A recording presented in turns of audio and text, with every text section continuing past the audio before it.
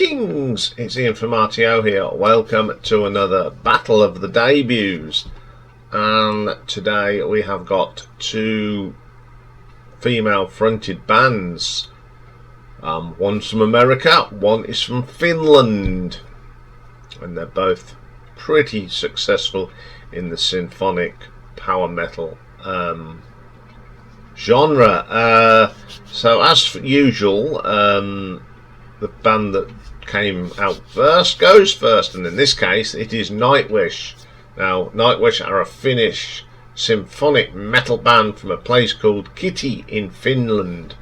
They were formed in 1996 by lead songwriter and the keyboardist Tuomas Hopelainen, guitarist Emeppu Vuriam, and the former lead singer Tarja Turunen. Nightwish have had three singers, so you've got the original Tarja, then, and when she left in 1996, no, 2005, sorry, and Nat Olsen came in, and she was there till 2012, and then we have got Floor Jansen, who's still with them, and of course Floor Jansen was in After Forever, another band that we have featured on these power metal Battle of the Debuts. So the first album from Nightwish came out in 1997, and it is called Angels Fall First. So on here we've got Tarja Turunen on the vocals, Tuomas Hopelainen on keyboards, piano and male vocals on some of the tracks, Emeppu Vuriam on guitar and bass, and Jukka Nevelin on percussion and drums. So the first track on there in this one is called Elvenpath. It's got one of them great starts, just operatic and all that Nightwish are. It's a great track. Tarja's voice is great on this. You know, this operatic voice is wonderful. Then we get a classic from the band, Beauty and the Beast. Now, because Marco wasn't in the band at the time, Tuomas did the vocals. Now, when Marco joined on stage, they used to do this. Marco was brilliant. Him and Tarja are absolutely wonderful to listen to. But this is a good version. I do like this track. Then we get the Carpenter. Some heavy riffs here from Emeppu, whatever his name is. It's wonderful, blistering vocals again from Tarja. It's just a great track. Astral Romance. God, the heavy guitars at the start of this is just unbelievable. I love that track. But my favourite track on this album is this, the title track, Angels Fall First. It's a very acoustic, lovely vocal from Tarja, and it's got a flute in this, and it's very operatic. It's wonderful. I think then Tutankhamen, it's a superb track, very mystique, some great guitar work. The drumming on this is pretty good. Then we get Nymphomaniac Fantasia, another acoustic start, some lovely guitars on this. It's an interesting riff, very strong track. Then we have Know Why the Nightingale Sings. Just another solid track, some great singing on this. And then we have this monster of a track called Lappi, which is Lapland. It's a masterpiece, very dramatic, operatic, just an incredible piece of music. What do I think of this album? Well, there isn't a bad track on this for a start.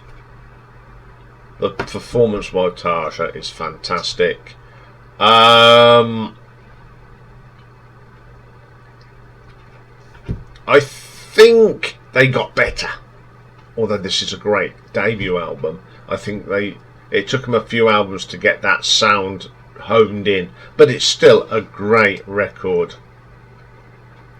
So what did the critics think? Well, there's not much written about it. All Music gave it 3 out of 5 stars. Collector's Guide to Heavy Metal gave it a 7 out of 10, and Metal Hammer gave it a 4 out of 7 stars. For some reason, it's only got 4 out of 7 stars. Didn't chart anywhere but Finland. And it got to number 5. And it went gold in Finland. So it was quite successful in Finland. So let's have a look at the nuts and bolts of this. Song quality. There are some very good songs on here. Thomas is a very good songwriter. For his first attempt, it was very good. His lyrics got better as time went on. But for the first off, I'm going to give this a 4 out of 5. Production. Some great production on this. That is one thing all the way through their career. The production on Nightwish albums is fantastic. It's operatic, it's dramatic, you get all that sense. So I'm going to give that a 5 out of 5. Reception. Now, when it came out, obviously it was only in the Finnish charts, and it went down quite well. But when they became more big, people went back into the back catalogue, and I know there's a lot of people that are very fond of this album. So I shall give that a reception a 3 out of 5. Cover design. It's a lovely cover. The picture's lovely, but I think it's the letters and the description that needs to be a bit more bolder. It lets it down, because I do like the cut. I love the shades of purple and the black. It all works lovely, but it's just them the wording was a little bit off. So I'm going to give that a 3 out of 5. The grand total for Nightwish's Angels Fall First gives us is 15 out of 20. So let's move on to Evanescence. Now, it's fronted by Amy Lee, of course, and guitarist Ben Moody, who met in 1994 in Little Rock, Arkansas, when they were 13 and 14. They were at a Christian youth camp, and they sort of started writing and getting together, and then they eventually started singing and getting a band together. We'll talk about the debut album in a moment, but they've been around a little while. They've sort of split up, and the last we heard that Evanescence joined Muse on their North American tour. So let's have a look when it all started. Their debut album, Fallen, which came out in March 2003. So the lineup for Evanescence in the beginning was Amy Lee on vocals and choral arrangements, piano and keyboards, Ben Moody on guitars and tribal percussion, Dave Hodges pianos, keyboards, Francesco Damasco on bass, Josh Fries on drums, and we've got David Campbell on the string arrangements, Graham Revell string arrangements. So the first track on here is Going Under. This is a killer track. I love this track. Great opening track, some great guitar work here from Ben. Absolutely classic Evanescence track. Then we have another classic, Bring Me Back to Life, which featured Paul McCoy on vocals. Yet another track. I love how it starts so gentle and then you get that great Amy Lee vocal. Absolutely killer track. Then we get Everybody's Fool. Now, it's not the best one on the album, but it's okay. It's probably the one blip for me on this album. Then we get, of course, my favourite track by Evanescence, My Immortal. Amy's best vocal ever. Nothing will ever beat this. It's just a beautiful song, and I love it. Then we get Haunted, a really good track. I love the drums from Josh Freese on this. Another strong vocal from Amy. Absolutely brilliant. Then we get Tourniquet. Now, I don't know how many people realise this is a cover song of a band called Soul Embrace. Now, that version is more of a thrash metal version, but I think this is the best version. It was a big hit for them, and Amy Lee sings this out much better. Then we get Imaginary. I love this song as well. I love the strings arrangements. The string arrangements on this album are terrific. Taking Over Me, a really good track. Another strong vocal. Some lovely piano as well. Hello, a wonderful track. Strings, piano, and an angelic voice. What more do you need? My Last Breath. Lovely symphonic sound on this.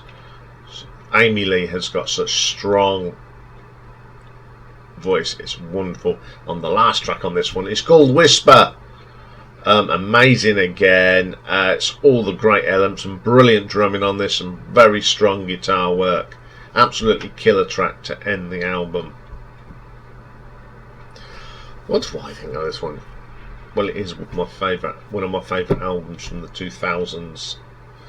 I remember this coming out and I've loved it from the moment I heard. What was the first? I can't think what the first track I ever heard. It's either going to be Bring Me Back to Life or My Immortal. I just fell in love with it, and it's just a brilliant debut album. Definitely one of my favourite albums of the 21st century. So what do the critics think of this? It received generally positive reviews. Johnny Loftus of AllMusic wrote, the album does include flashes of the singles Everybody's Through Going Under, but it's that symphonic goth sound that was great. This genre is too old to be called new metal.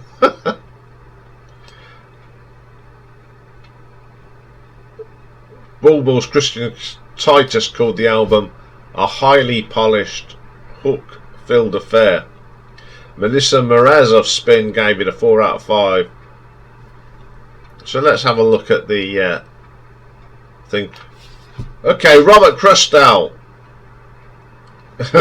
He says their faith has been embroiled in Amy Lee's clarion sopraltos lends their goth metal a papal sweetness. He jokingly concluded, now if only it wasn't the goth metal at all. He didn't have to talk some rubbish, doesn't he?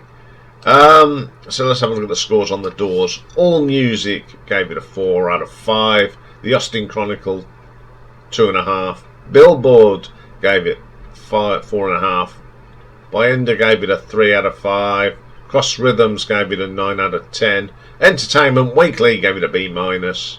Rolling Stone gave it a 3 out of 5. And Spin 4 out of 5. And Robert Cusker gave it a B-. Did very well in the charts. Got to number 1 here in the UK. Number 1 in the rock and metal albums as well. Number 3 on the US Billboard. Pretty good. Certifications 4 times platinum here in the UK. Diamond in America, and worldwide 3 times platinum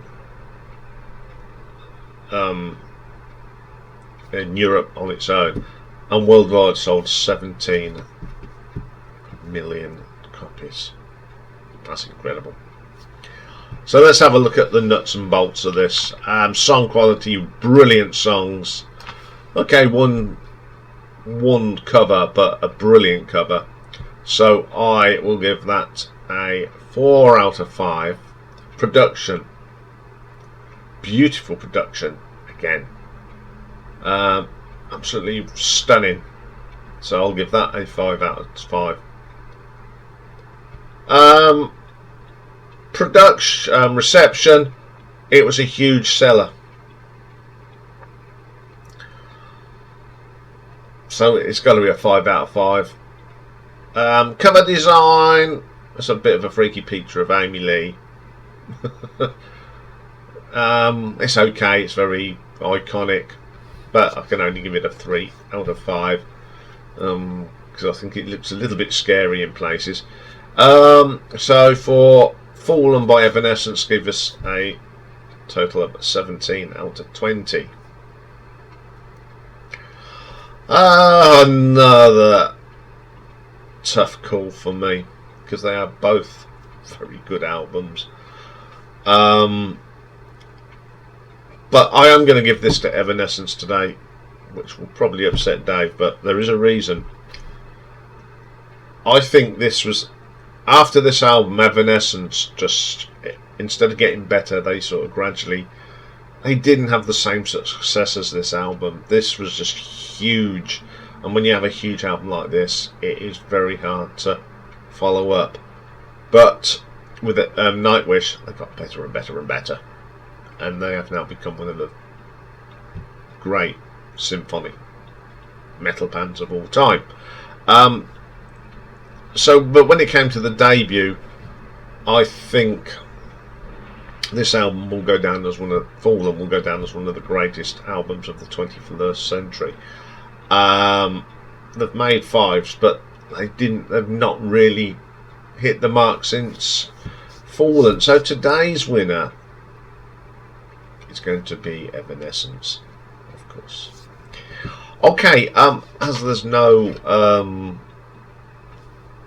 live stream tonight, I'm going to have a week off. I'm struggling with the old knee, so it's lots of rest at the moment. So the only place you can vote for this will be in the community, or put your which album you prefer in the comments below, and I'll let you know who wins next week, because we will be back next week. We'll be back very shortly with Pick and Mix, and we're going to take a wander down the sidewalk this week, and we're going to look at the top 10 singles in the United States on the 24th of August 1984. Tomorrow, being it's live album ranking tomorrow, and we got one of my favourite bands of all time. We're going to look at the live albums of Bad Company, and tomorrow is the start of another story, and for the next few weeks we're going to have a look at Elton John, and the way we're going to look at his huge catalogue is we're going to go by the records from all the decades, plus we'll have a look at some of his soundtracks as well. So tomorrow we're going to start with his debut album, which came out in 1969, Empty Sky. So that's all for tomorrow. I'll see you later. Bye for now.